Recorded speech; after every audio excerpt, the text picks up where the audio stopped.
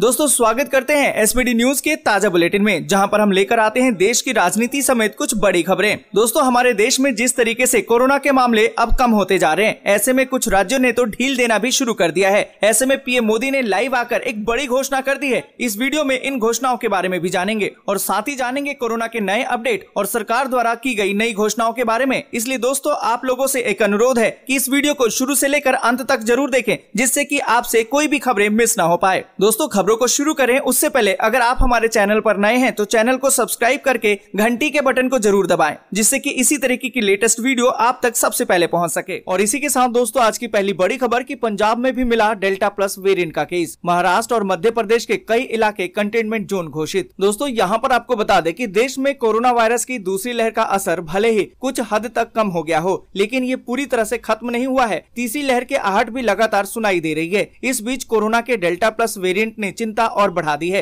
इस वेरिएंट के कई केस सामने आ रहे हैं, जिसके बाद मध्य प्रदेश, महाराष्ट्र समेत देश के अन्य हिस्सों में हालात फिर से बिगड़ने लगे हैं। ताजा मामला पंजाब से है। आपको बता दें कि पंजाब में कोरोना की दूसरी लहर कम हो रही है। ऐसे में लोग राहत तो ले रहे हैं, लेकिन इस बीच एक बड़ी चिंता की बात सामने आई है। पंजाब में भी कोरोना का डेल्टा प्लस वेरिएंट का मामला सामने आया है। पंजाब में डेल्टा प्लस का एक केस सामने आया है और कई अन्य सैंपल भी जीनोम सीक्वेंसिंग के लिए भेजे गए हैं। और साथ ही दोस्तों आपको बता दें कि मध्य प्रदेश में डेल्टा प्लस के बढ़ते कहर के बीच राज्य सरकार ने तय किया है कि जल्द ही भोपाल में जीनोम सीक्वेंसिंग की मशीन लगाई जाएगी। मध्य प्रदेश से इतर अब महाराष्ट्र में भी डेल्टा प्लस वेरिएंट के कई केस सामने आए हैं। महाराष्ट्र के रत्नागिरी में ही कुल 9 केस दर्ज किए गए हैं। हालांकि ये सभी केस बिना लक्षण वाले हैं। और इसी के साथ दोस्तों अगली बड़ी खबर की रेलवे ने किया 56 स्पेशल ट्रेनों की अवधि में विस्तार। यूपी बिहार के यात्रियों को होगा इससे लाभ। दोस्तों यहाँ पर आपको बता दें कि कोरोना की दूसरी लहर सुस्त पड़ने के साथ ही भारतीय रेलवे द्वारा बंद की गई ट्रेनों को फिर से शुरू किया जा रहा है। रेलवे ने पिछले दिनों कई रूट्स में नई जोड़ी ट्रेनों को शुरू किया है।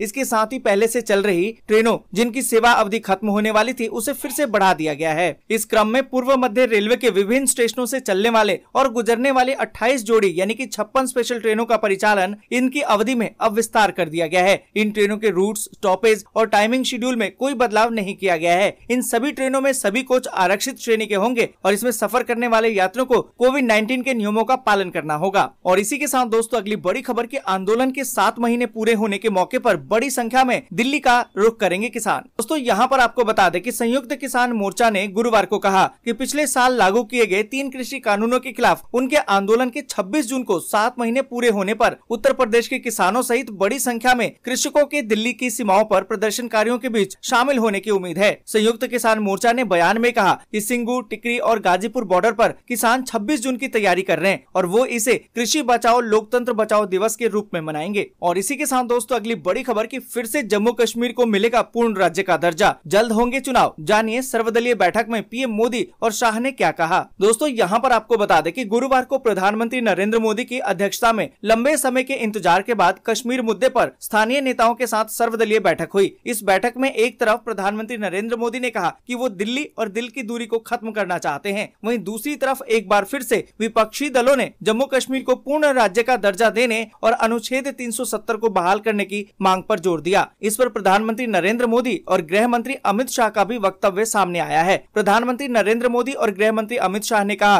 कि जल्द वो चाहते हैं कि राज्य को फिर से पूर्ण राज्य का दर्जा प्राप्त हो और चुनाव हो। आपको बता दें कि पीएम नरेंद्र मोदी ने कहा कि हमारी प्राथमिकता जम्मू कश्मीर में जमीनी स्तर पर लोकतंत्र को मजबूत करना है। परिसीमन तेज गति से होना चाहिए ताकि चुनाव हो सके और जम्मू कश्मीर को एक चुनी हुई सरकार मिले जो जम्मू कश्मीर के विकास पथ को ताकत दे। और इसी के साथ दोस्तों अगली बड़ी खबर की रोजमर्रा की चीजों में शामिल सरसों का तेल, आटा, दाल साल भर में 25% तक हो गए हैं महंगे। दोस्तों यहाँ पर आपको बता दें कि कोरोना महामारी के साथ हमारे बीच एक और बीमारी आ गई है, वो है महंगाई। इसने आपकी जेब पर डाका डाला है और नमक, चाय, तेल, दूध समेत अन्य रोजमर्रा की चीजों के दाम 25% तक बढ़ गए हैं। थोक महंगाई अब तक के रिकॉर्ड स्तर पर है। रिटेल महंगाई 2021 में सबसे ऊंचाई पर है। सरकारी आंकड़ों के मुताबिक 1 लीटर सरसों का तेल 23 जून को 212 रुपए तक बिका, जो पिछले साल इसी तारीख को अधिकतम 170 रुपए की कीमत पर बिक रहा था। इसके बाद अरहर की दाल, चाय, आटे और नमक का नंबर आता है। एक्सपर्ट की माने तो हमें अगस्त तक महंगाई से छुटकारा नहीं मिलेगा। दोस्तों आपको बता दें कि कोरोना महामारी और मौसम अनुकूल न रहने से असम में चाय का उत्पादन प्रभावित हुआ है और इसके चलते भाव में सालाना आधार पर 25% की बढ़ोतरी भी देखने को मिली है। और इसी के साथ दोस्तों अगली बड़ी खबर की देश में कोरोना के नए मामलों में गिरावट। 24 घंटों में 51,667 नए मामले मामले, जबकि 1329 मौतें। दोस्तों यहाँ पर आपको बता दें कि देश में कोरोना की दूसरी लहर का प्रभाव इस महीने काफी कम हो गया है। पिछले 24 घंटों में 51,667 लोग पॉजिटिव पाए गए और 1329 नई मौतें दर्ज की गई हैं। वहीं 64,527 नए लोग डिस्चार्ज भी हुए हैं। दोस्तों आगे बढ़े उससे पहले वीडियो को लाइक और शेयर जरूर कर दें, क्योंकि आपका लाइक और शेयर ही हमारी मेहनत का फल होता है। और इसी के साथ दोस्तों अगली बड़ी खबर कि विस्तारा एयरलाइंस का धमाकेदार ऑफर, 1099 रूपए में कर सकते हैं हवाई सफर। दोस्तों यहाँ पर आपको बता दें कि अगर आपका आने वाले दिनों में सफर करने का प्लान है तो आपके पास सस्ते में हवाई सफर करने का एक अच्छा मौका है। घरेलू एयरलाइंस विस्तारा मानसून सेल लेकर आया है। आपको बता दें कि विस्तारा सभी क्लास में डिस्काउंट ऑफर दे रहा है। ऑफर के तहत इकोनॉमिक क्लास की कीमत 1099 रूपए, प्रीमियम इकोनॉमी की कीमत 2099 रूपए और बिजनेस क्लास की कीमत 5999 रूपए में मिल रहा है। और आपको बता दें कि विस्तारा का ये सेल 48 घंटों के लिए शुरू किया गया था, जिसका आज अंतिम दिन है। और मानसून सेल के दौरान जो भी टिकट आप खरीदते हैं वो 1 अगस्त से लेकर 12 अक्टूबर के बीच इस पर आप यात्रा कर सकेंगे। और इसी के साथ दोस्तों अगली बड़ी खबर की तीसरी लहर के डर से लौटने से हिचक रहे श्रमिक, नहीं मिल पा रहे प्रशिक्षित कामगार। दोस्तों यहाँ पर आपको बता दें कि कोरोना महामारी की दूसरी लहर से राहत मिलने के बाद अब उद्योग जगत के लिए प्रशिक्षित कामगारों की तलाश करना मुश्किल हो गया है। दिल्ली और महाराष्ट्र समेत कई औद्योगिक राज्यों द्वारा अप्रैल से मई तक लगाए गए लॉकडाउन के बाद बड़ी संख्या में कुशल और अकुशल श्रमिकों का पलायन हुआ था।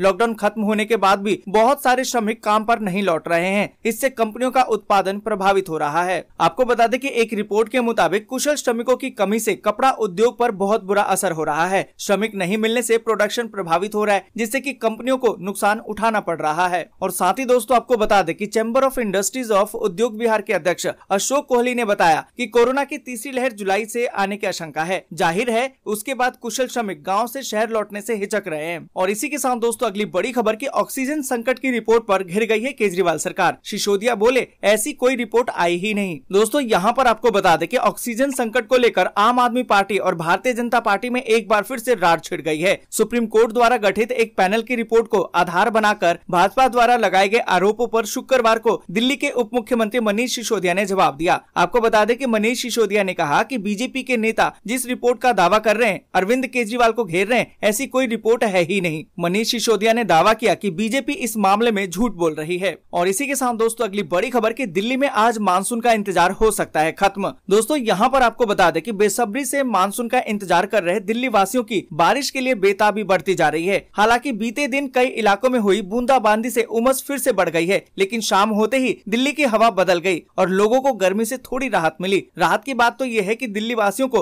अब मानसूनी बारिश का ज्यादा इंतजार नहीं करना होगा, क्योंकि 27 जून तक दिल्ली में मानसून दस्तक दे देगा। हालांकि आज भी दिल्ली में बारिश हो सकती है। दोस्तों आज के लिए बस यहीं तक। वीडियो आपको अच्छी लगी हो तो लाइक और शेयर जरूर कर दें। अगर अभी तक आपने चैनल को सब्सक्राइब नहीं किया है तो सब्सक्राइब जल्दी से कर लें।